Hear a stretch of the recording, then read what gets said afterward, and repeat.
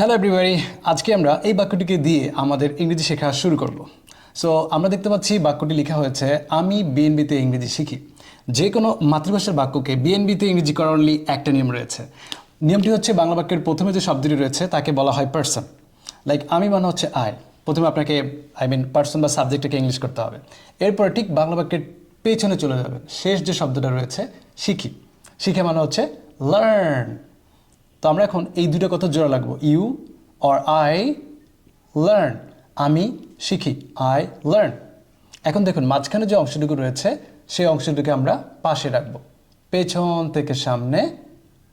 এই সমস্ত শব্দ to, by, with, for, at, in, এই শব্দগুলোকে বিএনবির পরিভাষায় বলা হয় লম্বা কারক।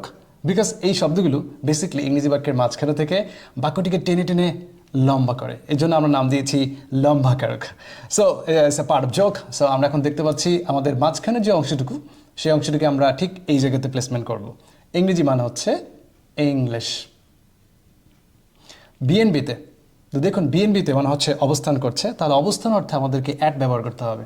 তাহলে আমরা এখানে বলবো অ্যাট বিএনবি। সো আমাদের কমপ্লিট ইংলিশটি দাঁড়াচ্ছে I learn English at BNB. I learn English at BNB. সবাই একসঙ্গে বলেন, I learn English at BNB. শিক্ষার্থী বন্ধুরা, তাহলে নিয়মটি কী দাঁড়াচ্ছে?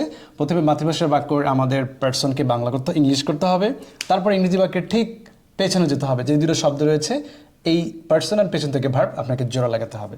তাহলে প্রথমে পার্সন, পেছন থেকে ভার্ব আমরা যোগ করলাম, অ্যান্ড মাঝখানে যে অংশ রয়েছে তা আমরা পাশে রাখবো পেছন থেকে সামনে লম্বা কারকের মাধ্যমে। এই সূত্র অনুযায়ী আমরা আমাদের দ্বিতীয় যে বাক্যটি রয়েছে সেটাকে ইংলিশ করার চেষ্টা করব। তাই আমি বিএনবিতে আসি। দেখুন শুরুতে তাই মানে একটা বাড়তি একটি কানেক্টর, আমি বিএনবিতে আসি। তাহলে আমি মানে আই, শেষ কথা হচ্ছে আসা। তাহলে আমি আসি, আই কাম। কোথায়? বিএনবিতে, দিক বোঝাচ্ছে, আই কাম টু বিএনবি। দ্বিতীয় বাক্য, এবং আমি বিএনবিতে ইংরেজি চর্চা করি। এবং আমি বিএনবিতে ইংরেজি চর্চা করি। এবং এটি একটি অ্যানাদার কানেক্টর যে দুটো বাক্যকে জোড়া লাগাচ্ছে। তো আমি বিএনবিতে ইংরেজি চর্চা করি। তো দেখুন আমি মানে আই, শেষ কথা চর্চা করা, আই প্র্যাকটিস। কি প্র্যাকটিস করেন? ইংলিশ। I practice English. কোথায়? বিএনবিতে। I practice English at BNB. শিক্ষার্থী বন্ধুরা, আপনাদের এখন একটা বাক্য দিব, সেই বাক্যটিকে আপনারা ইংলিশ করে আমাদের কমেন্ট সেকশনে দেখাবেন এই নিয়মটি ফলো করে। বাক্যটি হচ্ছে আমি ইংরেজিতে কথা বলতে চাই। সো এই বাক্যটি ইংলিশ করে কমেন্ট সেকশনে উল্লেখ করুন। দেখা হবে আরেকটি নেক্সট লেসনে। আনটিল দেন, আল্লাহ হাফেজ।